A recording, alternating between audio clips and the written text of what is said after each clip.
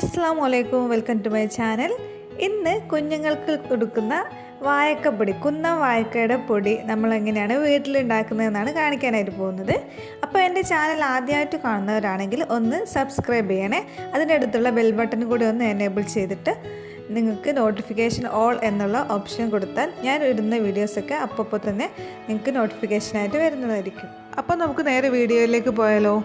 കുന്നൻ വാഴ അല്ലെങ്കിൽ കണ്ണൻ വാഴ എന്നൊക്കെ പറയുന്ന അതിൻ്റെ കൊല കൊണ്ടാണ് നമ്മൾ സാധാരണയായിട്ട് കുട്ടികൾക്ക് വാഴക്കപ്പൊടി ഉണ്ടാക്കാറുള്ളത്. അല്ലാത്ത കൊല വെച്ചും ചിലയിടങ്ങളിൽ പൊടി ഉണ്ടാക്കി കാണാറുണ്ട്, എങ്കിലും കോമൺ ആയിട്ട് അങ്ങനെ കാണാറില്ല.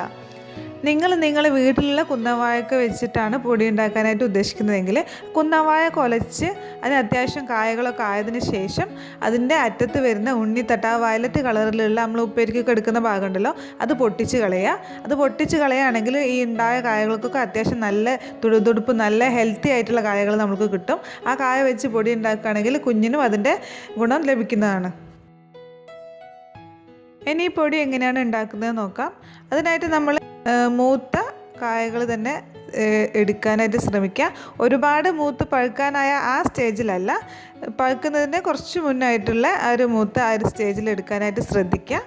എടുത്തതിന് ശേഷം നമുക്കിങ്ങനെ പടലായിട്ട് ചെത്തിയിടാം. അങ്ങനെ ആകുമ്പോൾ നമുക്ക് കായകൾ എടുക്കാനായിട്ട് സൗകര്യമായിരിക്കും.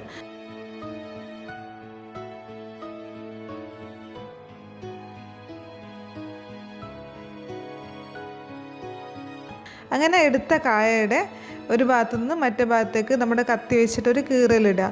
ഇനി ഇങ്ങനെ അല്ലെങ്കിൽ നിങ്ങൾക്ക് സൗകര്യം എങ്ങനെയാണെന്ന് വെച്ചാൽ അങ്ങനെ പൊളിച്ചാലും മതി. ഈ മെത്തേഡിൽ പൊളിക്കുമ്പോൾ പെട്ടെന്ന് തന്നെ അതിൻ്റെ തോടൊക്കെ നമുക്ക് പൊളിഞ്ഞു കിട്ടും.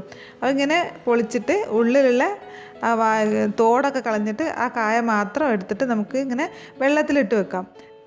നമ്മൾ സാധാരണ പച്ചവെള്ളം തന്നെ മതിയാവും. ചിലർ മഞ്ഞപ്പൊടി വെള്ളത്തിൽ അല്ലെങ്കിൽ ചോറ് ഊറ്റിയ കഞ്ഞി വെള്ളത്തിലൊക്കെ ഇട്ടേക്കാറുണ്ട്. അതിൻ്റെ ഒന്നും ആവശ്യമില്ല. ചെറിയ രീതിയിലുള്ള ഒരു കറ കുഞ്ഞുങ്ങൾക്ക് നല്ലതാണ്. അപ്പോൾ നമ്മളിങ്ങനെ എല്ലാ കായകളും ഇങ്ങനെ തോല് മാറ്റി വെള്ളത്തിലിട്ട് വെക്കുക. അധികം നേരമൊന്നും വെക്കേണ്ട ആവശ്യമില്ല.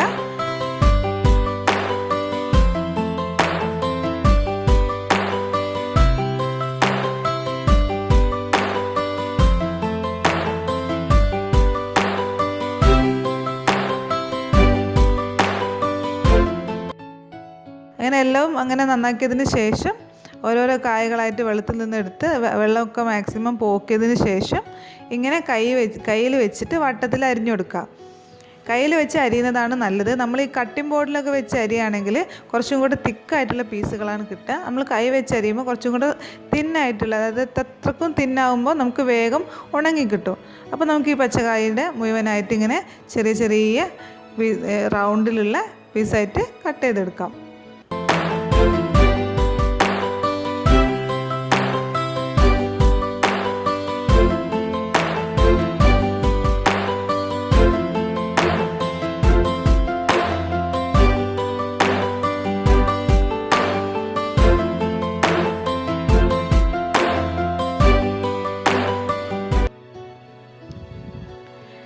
നമ്മൾ ഈ കട്ട് ചെയ്ത് വെച്ചിട്ടുള്ള പച്ചക്കായുണ്ട് നമുക്ക് നല്ല വെയിലത്ത് ഉണക്കാനുണ്ട്. നല്ല വൃത്തിയുള്ള വെള്ളത്തുണി എടുത്തിട്ട് അതിലിങ്ങനെ നന്നായിട്ട് വിരിച്ചിടുക. ഒന്നിന് മുകളിൽ ഒന്ന് വരാത്ത രൂപത്തിൽ എല്ലാ ഭാഗത്തു നിന്നും ഒരേ ലെവലിൽ നമുക്ക് ഈ പച്ചക്കായനെ വിരിച്ചിടുക. അങ്ങനെ ആകുമ്പോൾ പെട്ടെന്ന് തന്നെ ഉണങ്ങി കിട്ടും. ഇങ്ങനെ ഈ ഒരു ഉണക്കം ഒരു 1-2 നല്ല വെയിലുള്ള ദിവസമാണെങ്കിൽ 1-2 ദിവസം ഉണക്കുക. ഇനി വെയിലില്ലാത്ത ദിവസമാണ് ഉണക്കുന്നതെങ്കിൽ ഒരു 3-4 ദിവസമൊക്കെ ചിലപ്പോൾ ഉണക്കേണ്ടി വരും. അങ്ങനെ നമുക്ക് ഈ ഉണക്കി സൂക്ഷിച്ച് വെക്കാവുന്നതാണ്.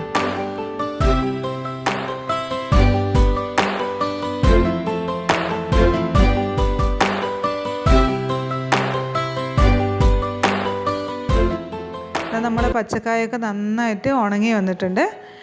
ഇതിനെ നമുക്ക് നന്നായിട്ട് ഉണങ്ങിയെന്ന് പറയുന്നത് നമുക്കിതിങ്ങനെ അങ്ങോട്ടും ഇങ്ങോട്ടും മാറ്റിയിടുമ്പോൾ അതിനൊരു സൗണ്ട്, നല്ലൊരു കിലികിലി സൗണ്ട് കേൾക്കാം.